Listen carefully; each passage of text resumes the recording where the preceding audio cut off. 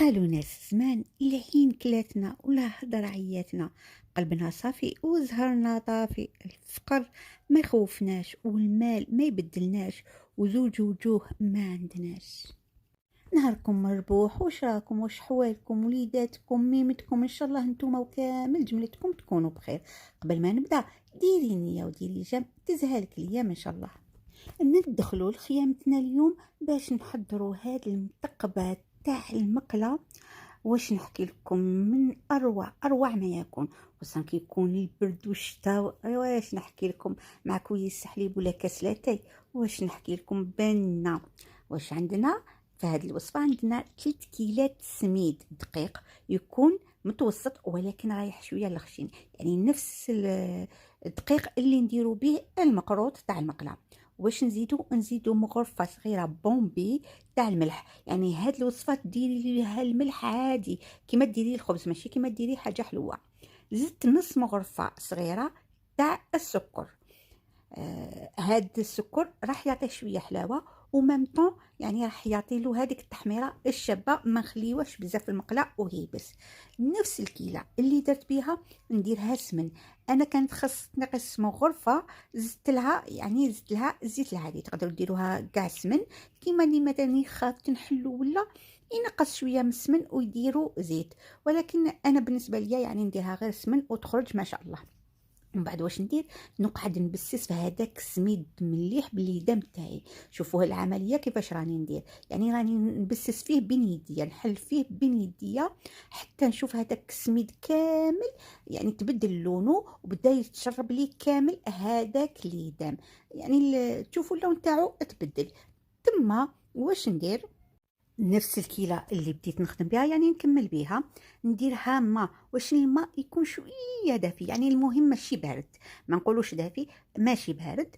نلم به، ولكن شوفوا كيفاش راني نلم. راني تقولي نقطع كيما نديرو مبسه ولا الفطير، كاين كل واحد واش يسميه الخبز هذا او راح لينا الشرق واش يقولوا له، المهم ولا حتى المقروط. يعني شوفوا الطريقه كيفاش نلم هذاك العجين ديالي. شوفوا كملوا كامل الكيلات تاعكم، راح تشوفوا شويه جريء ولكن ما تخافوش، دوك نخليه يرتاح دقائق، يعني واحد 4 دقائق ولا يرجع يشد روحه ويولي هايل. نغطيه بكيس بلاستيكي ونزيد له طرشون، يعني ما بيد نروح نغسل هذيك المعنات اللي خدمت بيهم ونوجد المقله ديالي نشعلها، نولي ليه نلقاه جاهز. شوفوا كيفاش عاود شد روحه، بالعكس يعني شفتوا انه ناقص، زدت له 2 مغارف ما، يعني ما تزيدوش بزاف.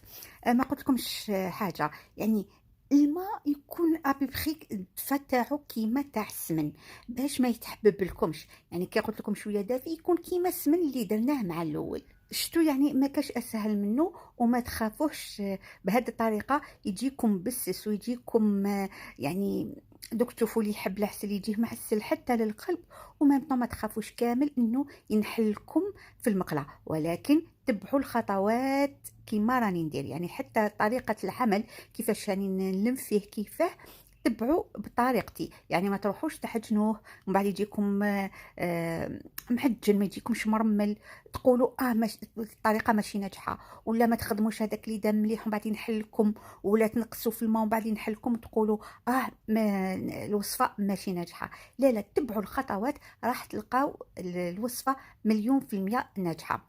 ومن بعد نحلها يعني مباشره، حليتها هكذا.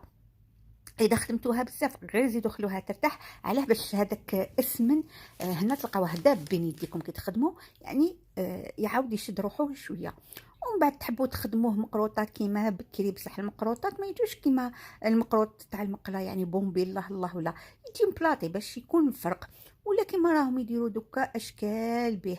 انا يعني دائما نحب هذا الشكل يكون مدور. تاني لازم يكون شويه عالي باش ما يجيكمش يابس، يعني يجيكم ملحم شويه من الداخل هكذا الله الله.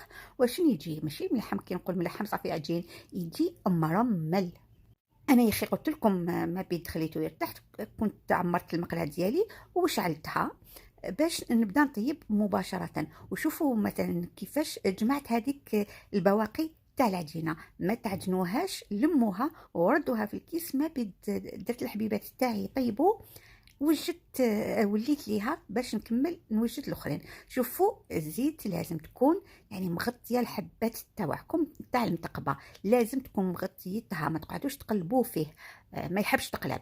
على هذيك دائما نحبوا نطيبوه في كاسرونه، باش يعني صح نطيبوه بالزوج ولا بثلاثه على حسب الكاسرونه، الحجم تاع الكاسرونه تاعكم، ولكن نربحوا الزيت ما تخسرناش. لي ما ناكلهمش بالعسل انا، لانه ما ناكلهمش بالعسل، ما نحبهمش بالعسل، ما نحبش حاجه حلوه. شوفوا نديرهم يقطروا، والاخرين ما بيد نحطهم هنا، ندير حبات واحد اخرين نحسلهم مباشره، وخلوهم يبطاو شويه في العسل.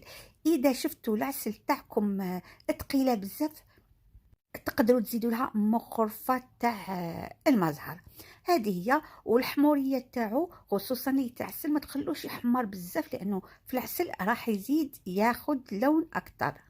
اختيتو وصلتي معايا لهنا، ما تنسينيش بجام وكومونتير حلو كيما نتيا، واذا ما كاينش مشتركه ما تنسيش تاني اطلعي واشتركي معايا، وان شاء الله تلقاي معايا كل الوصفات اللي تحبيها. وفضلا وليس امرا، زيدي كملي خيرك وتقاسمي هذه القناه مع احبابك وناسك، وان شاء الله في ميزان حسناتك.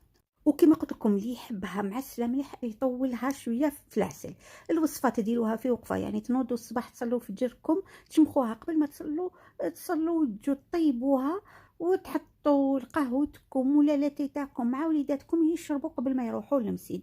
وهكذاك تاني مع العشيه تديروها، ما بتصلوا العصر تجوا طيبوها وتحطوا تشربوا قهوتكم مع وليداتكم وناسكم. نتمنى الوصفه تاع اليوم تعجبكم. اتهلاو لي في راحتكم، دمتم في رعاية الله وحفظه، والسلام عليكم.